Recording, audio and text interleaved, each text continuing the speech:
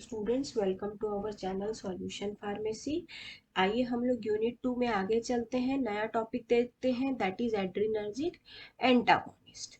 Antagonist क्या चीज होती है स्टूडेंट्स? तो एंटागोनिस्ट एक ऐसी ड्रग को आप बुला सकते हो जो किसी दूसरे ड्रग के एक्शन को या तो डिक्रीज कर दे या तो एबॉलिश मतलब गायब कर दे। तो जब भी हम लोग ऐसे ड्रग्स जो एड्रिनर्जिक को ब्लॉक कर दे, आपके एड्रिनर्जिक सिस्टम को ब्लॉक कर दे, उसकी बात करें तो वो आपकी कहलाती है एंटी एड्रिनर्जिक ड्रग, या तो फिर हम उसको बुला सकते हैं सिंपैथोलाइटिक्स। जैसे पहले अपन ने पढ़ा था सिंपैथोमिमेटिक्स, वो एक्शन को एज इट इज कॉपी करते थे, ये वाले एक्शन को ब्लॉक करेंगे। तो यहाँ पर हम उन ड्रग्स को एंटागोनिस्ट बोलेंगे जो कि एड्रीनलिन या उससे रिलेटेड ड्रग्स के फंक्शन को ऑपोज करें या ब्लॉक करें। देखिए, सिंपैथोमिमेटिक का क्या मतलब था? ये ऐसा आपने कोई एक चीज है, इसकी हूबहू नकल आपने बनाई तो ये मिमिटिक्स हो गए, है ना। अब ये चीज है, इसको आपने तोड़ के ऐसे दो हिस्सों में बांट दिया, ये प्रोसेस आपकी लाइटिक हो गई। लाइटिक मतलब तोड़ना है। तो एड्रिनर्जिक ब्लॉकिंग एजेंट्स जो होते हैं, ये आपके सारे इफेक्टर ऑर्गन, चाहे वो एंडोजीनस हो चाहे एक्सोजीनस हो, दोनों टाइप की इफेक्टर ऑर्गन्स के एड्रिनलिन नॉन एड्रिनलिन रेस्पॉन्सेस को प्रिवेंट करते हैं, रोकते हैं। तो ये ड्रग्स वो ड्रग्स होती हैं जो सिंपैथोमिमेटिक ड्रग के एक्शन को ब्लॉक करें, यानी कि उनको रोक दें। ऐसी ड्रग्स को हम लोग सिंपैथोलाइटिक ड्रग्स बुलाते हैं, है ना। तो अब समझ लीजिए, अपन लोग क्या जानते थे पहले कि अपने पास दो टाइप के रिसेप्टर है, एक अल्फा रिसेप्टर और एक बीटा रिसेप्टर। तो है कि अपने पास दो रिसेप्टर है, अल्फा और बीटा। अब कोई ना कोई ड्रग आएगी जो इस अल्फा रिसेप्टर को भी ब्लॉक करेगी और कोई ना कोई आएगी जो इस बीटा रिसेप्टर को भी ब्लॉक करेगी। तो ये अल्फा और बीटा दोनों एड्रिनर्जिक रिसेप्टर को ब्लॉक करने वाले ड्रग्स जो हैं वो आपके सिंपैथोलाइटिक कैटेगरी के अंदर आते हैं।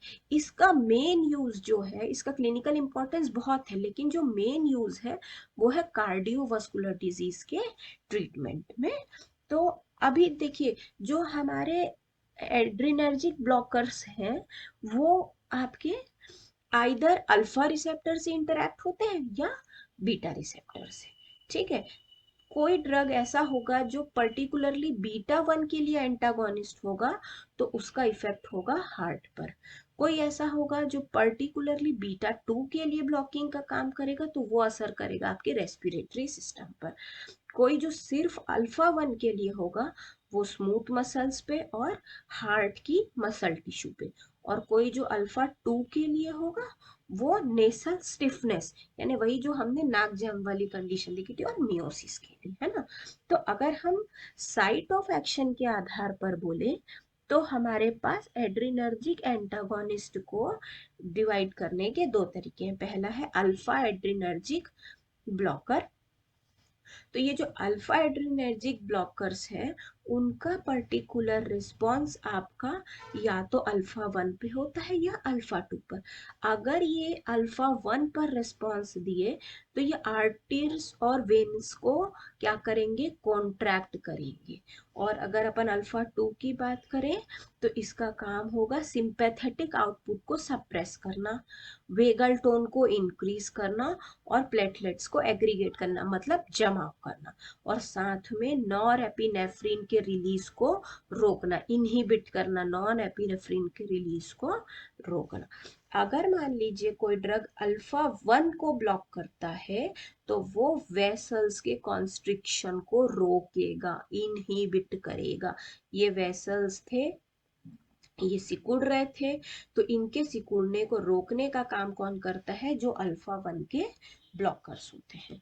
ठीक है। इसी प्रकार से अगर हम अल्फा 2 के ब्लॉकर की बात करें तो जो अल्फा 2 के ब्लॉकर होते हैं उनका काम होता है सेंट्रल और पेरिफेरल सिंपैथेटिक न्यूरॉन्स को रेगुलेट करना।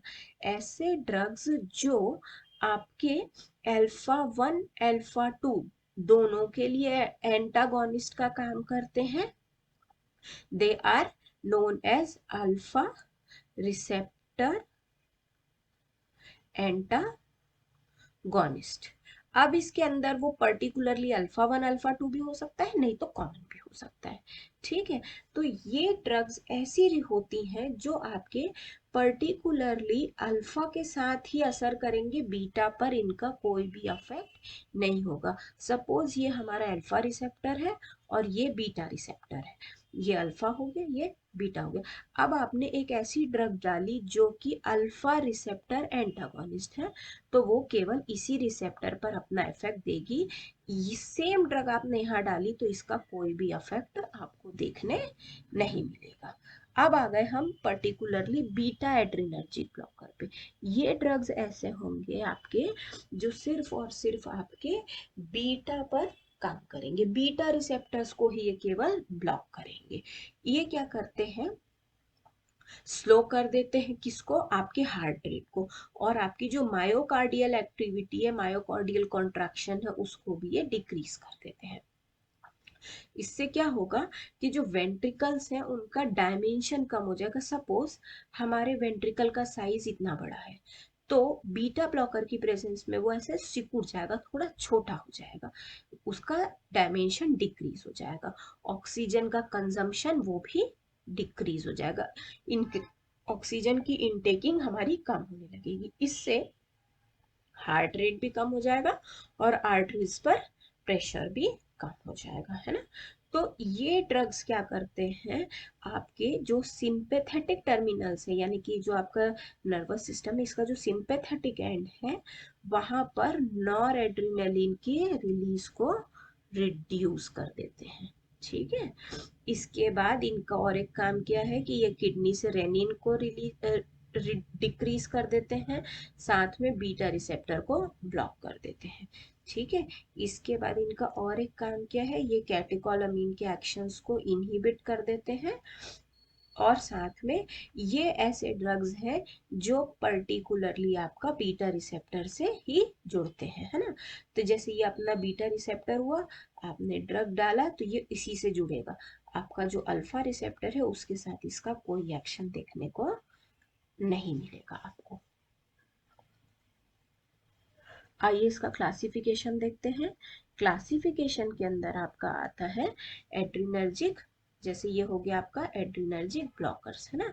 इसके दो पार्ट हो गए आपके, ये हो गया आपका अल्फा रिसेप्टर ब्लॉकिंग एजेंट, ये हो गया beta receptor blocking agent. Alpha receptor के अंदर पहला होता है नॉन इक्विलिब्रियम टाइप, मतलब कोई इक्विलिब्रियम स्टैब्लिश नहीं होगा, जैसे बीटा हेलो अल्काइल अमीन, एग्जाम्पल फिनॉक्सी बेंजामीन। इसके बाद आप आ गए इक्विलिब्रियम टाइप में, यहाँ पर एक प्रॉपर इक्विलिब्रियम स्टैब्लिश होगा, यहाँ नहीं होगा, है ना। इसके अंदर पहला था नॉन सेलेक्टिव, भाई इसको मतलब नहीं है, इसको खाली एक ही बात से मतलब है कि मेरे को अल्फा रिसेप्टर मिलना चाहिए, अल्फा 1 अल्फा 2 इसको कोई फर्क नहीं पड़ता, तो वो हो गए आपके नॉन सेलेक्टिव।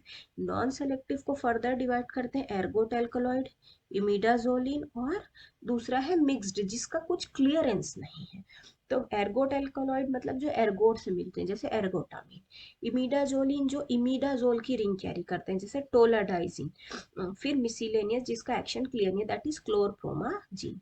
फिर आए पर्टिकुलरली अल्फा 1, उनको अल्फा 2 से कोई काम नहीं है, वो सिर्फ और सिर्फ अल्फा 1 पे जुड़ेंगे, दैट इज प्रेजोसिन।